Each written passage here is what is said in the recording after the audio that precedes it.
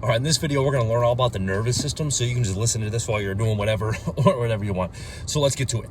All right, the first thing is a neuron. What is a neuron? Well, you see, a neuron is a nerve cell, and it has a body and a tail called an axon. And what it does is it sends electrical impulses down that tail to another neuron, and then that other neuron will send the electrical impulse down, and it's a really cool process. You see what happens? How does it happen though?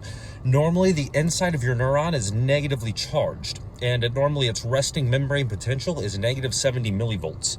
So the inside of the cell is normally negatively charged, and it's because there's this thing called the sodium-potassium pump, and for every two potassiums that go in the cell, 3 sodiums get pumped out. So the overall charge inside of the cell is negative. But what happens when an action potential happens, like if someone pokes you or there's some kind of stimulus, a bunch of sodium channels along that tail will open up, and a bunch of sodium flows inside of the axon, and flows inside of the neuron. And then what happens is an electrical impulse will go flying down that neuron. Then when it gets to the end of the neuron, it gets converted to a chemical signal by a neurotransmitter. And then little neurotransmitters will float across this gap between two neurons, which is called a synapse. And it's kind of like throwing paper airplane messages to each other in class. But the neurotransmitters can be things like acetylcholine or dopamine or norepinephrine or serotonin, like all sorts of things. And then those bind to the next neuron, and then they cause an electrical signal to go down the next neuron. So what happens is an electrical signal is converted to a chemical signal at the end of the first neuron. Then that chemical signal and neurotransmitters gets crossed across the bridge between two neurons called the synapse, the opening gap. And then the next neuron gets to take that signal and send it on to the next neuron. So it's pretty cool. But how does that electric travel so fast? Well, it does it through this process called saltatory conduction. You see, that comes from a Latin word meaning to jump. But what happens is because your neurons, they're surrounded with this fatty substance called myelin, and there's these like chunks of myelin along your neurons, and there's little gaps between them called nodes of Ranvier. And what happens is the electrical impulse gets to jump from node to node, so it doesn't have to travel directly down your neuron. It's like how if someone's swimming straight or someone's skipping a rock, the skipping rock will move a lot faster than the person swimming straight. And that's how it is in your neurons. That's how electrical impulses can travel so fast. Like whenever something pokes you, that's how you feel it immediately, which is pretty cool. So now we're going to talk about reflexes. So, you know, like when you put your hand on a hot stove and immediately your arm just goes flying off of it. Well, why is that? Why do you not have to tell your arm to get off the hot stove? It just does it automatically. It's because the sensory impulse travels up your arm to your spinal cord, and it doesn't even go up to your brain. It goes right back out your spinal cord to your motor neurons and tells your muscles to flex and get off the hot stove. So that's why a reflex arc, when it happens automatically because it doesn't even go up to your brain. Now the sensation of pain will travel up to your brain, but the reflex arc goes right through your spinal cord back out to your motor neurons. That's why it happens automatically. It's pretty cool stuff. Now we're going to learn about the autonomic nervous system. You see, this is part of your nervous system that happens automatically, like you don't think about it. Like whenever you're really nervous, or if like there's a dog chasing you, your heart rate will increase, and your muscles will get more blood flow, and your breathing rate will increase, your respiratory rate will increase. But why is this? It's because of the autonomic nervous system. You see, the sympathetic nervous system is your fight or flight nervous system. Whenever that one's activated, like whenever there's a dog chasing you, or when you're really nervous or anxious, it'll decrease blood flow to your stomach because you don't want to be digesting food when you need to be running away from a dog.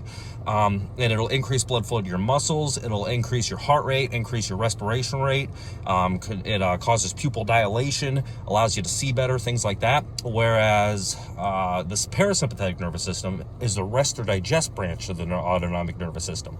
It's the one that gets activated after you eat a big meal, so it'll increase blood flow to your stomach. It'll cause pupillary constriction. It'll decrease blood flow to the muscles and things like that.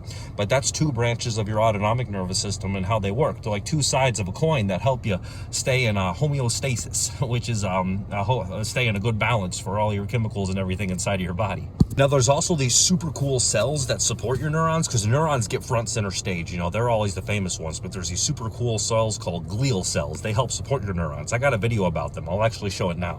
This is a glial cell. You see, it's a group of cells in your nervous system. They're really cool. The neurons, you know, everyone knows about neurons, but neurons wouldn't be anything without the glial cells. These guys are in the background doing a bunch of work. They actually outnumber your neurons 10 to 1, and they make up like 50% of the mass of your brain as glial cells.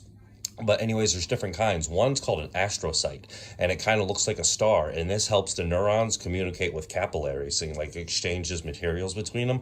Another one's called an oligodendrocyte, and that creates the myelin sheath around the nerve, and that allows electric impulses to travel really fast.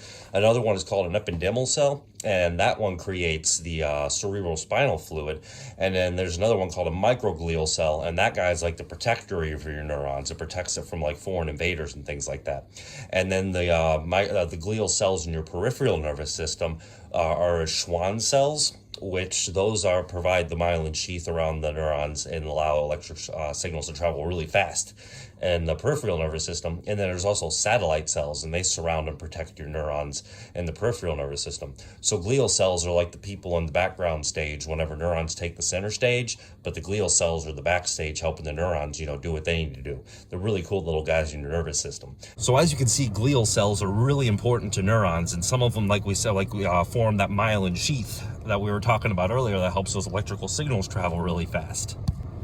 And there is also a different way to classify your nervous system between the central nervous system and the peripheral nervous system. You see, your central nervous system consists of your brain and your spinal cord, and your peripheral nervous system consists of everything on the periphery or the outside. So that's another way scientists classify the nervous system.